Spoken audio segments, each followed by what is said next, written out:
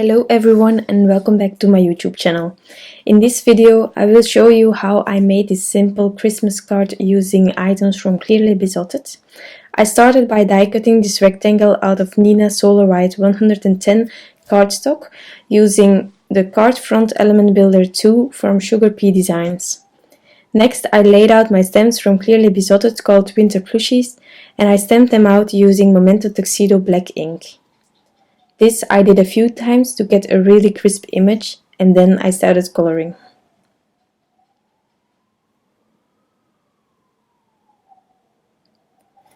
When I am coloring with Copic markers, I start with the lightest color and get one layer everywhere of it, and then I add my darkest color and then I go back in with my lightest color if I am only using 2 colors.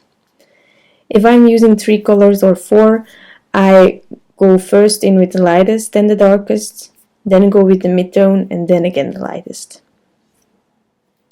But in this case only using 2 colors, just because I also only have 2 browns. But that's gonna change. I'm gonna invest in some more Copics, so if you have any suggestions about that, you can always leave it below, and I will surely have a look at it. So I've added my darkest color and now I'm going back in with my lightest color.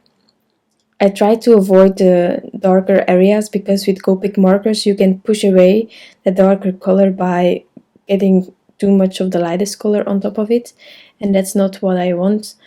But as you can see here, I was struggling with the blending at some places, so therefore I started flicking with the lightest color over it, and this way I was more pleased with the end result.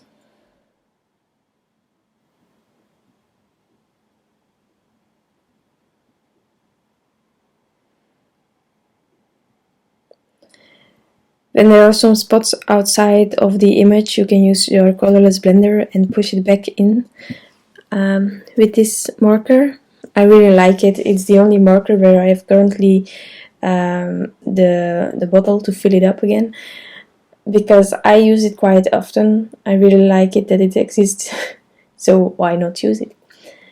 So continuing, I'm gonna make a Rudolph out of him. So a red nose, and then it's time for the joy.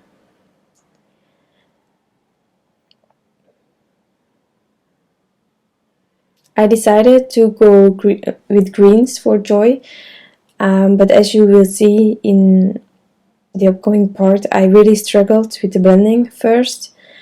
So I start with the lightest, and then I go in with the darkest, then I have a mid-tone in this case, and then back to the lightest.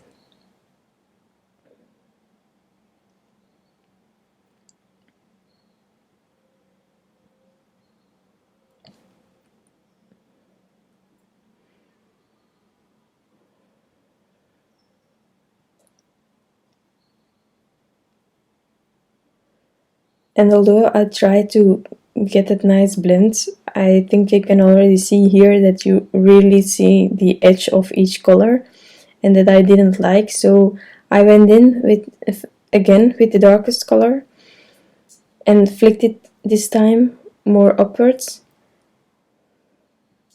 And as soon as you are able to flick with Copic markers, in my opinion, it always works out nice when you try to blend afterwards. So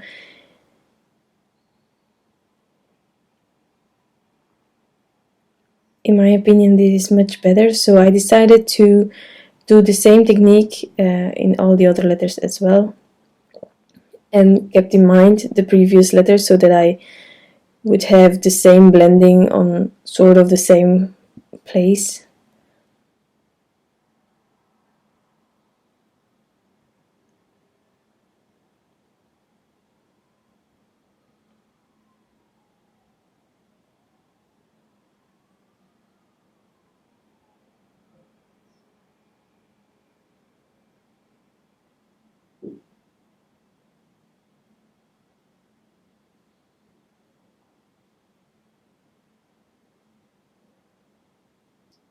So when this all was finished, I decided to add some grounding beneath Joy and the reindeer, but unfortunately that part is missing in this video, so I will just tell you that I added W0 beneath it, which is a really soft light gray, but it helped ground everything and it didn't distract from what was happening above, so that was what I wanted to do.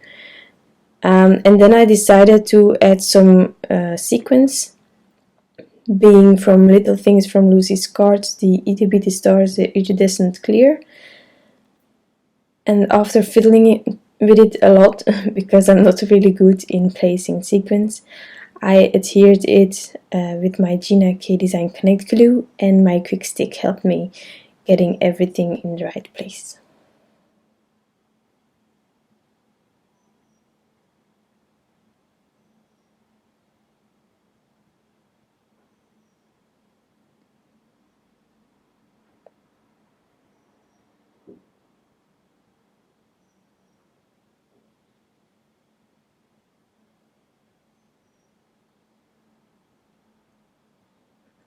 As soon as all the stars were adhered, I decided to take my Glossy accent and add it onto the nose of the reindeer.